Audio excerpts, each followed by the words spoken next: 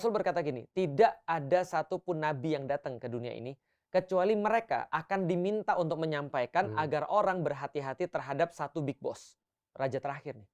Waduh. Tapi kan dia raja terakhir di dunia. Iya, betul. Ini raja terakhir menjelang kiamat, namanya Dajjal. Namanya Dajjal Antichrist. Heeh. Oke, nah jadi tidak ada satupun nabi kecuali dia diperingatkan bahwa ada bahaya paling besar, fitnah terbesar selama penciptaan manusia dan alam semesta itu adalah Dajjal. Maka dia nanti akan datang. Nah setelah dia datang dia bawa fitnah banyak sekali. Fitnahnya apa? Gampangnya fitnahnya adalah dia bawa misinformasi. Sehingga setiap orang akan menyangka dia sebagai Tuhan. Lu bisa bayangin. Semua orang nganggap dia sebagai Tuhan. Berarti keimanan itu kan adalah sebuah hal yang paling precious yang orang-orang punya. Nah ketika dia datang, maka dia bawa semua hal untuk menghilangkan iman. Maksud aku mau nanya, Boleh. ini yang nulis apa namanya? Berita isi ini? Iya, di Nah. Al-Quran itu di siapa yang nulis? Pak? Itu bukan Al-Quran, itu hadis. Oh, hadis. Nabi ngasih tahu. Oke. Nah, Di jadi Al-Quran Nabi nggak ada kasih sedetail ini, nggak ada? Di dalam Al-Quran tidak ada sedetail ini. Makanya nanti Pak Ustadz, fungsi aku mau tanya boleh? boleh. Nabi itu bisa salah nggak sih? Nabi nggak bisa salah. Nah, ini menarik nih. Menarik. Sampai sini ya. Bagus. Tadi yang nulis Nabi, berarti iya. ini dari hadis. Yang ngomong Nabi. Yang ngomong Nabi, berarti ini Tulisannya nabinya namanya siapa? hadis. Nabi Muhammad. Oke. Nah, berarti ini kan Nabi Muhammad belum pernah mengalami. Betul.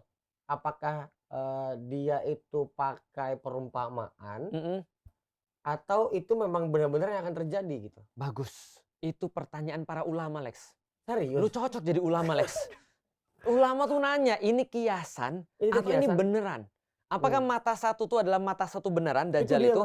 Atau ini kiasan? Apakah ini orang atau institusi? Iya. Ataukah sebuah negara? Itu masih kiasan, debatable. Masih bisa diperdebatkan gitu? Masih bisa diperdebatkan mengenai tentang ini kiasan atau bukan. Tapi beritanya dari Rasulullah itu tidak debatable. Karena sudah dipastikan. Cuma mengartikan, menafsirkannya ini menafsirkan gitu. itu debatable.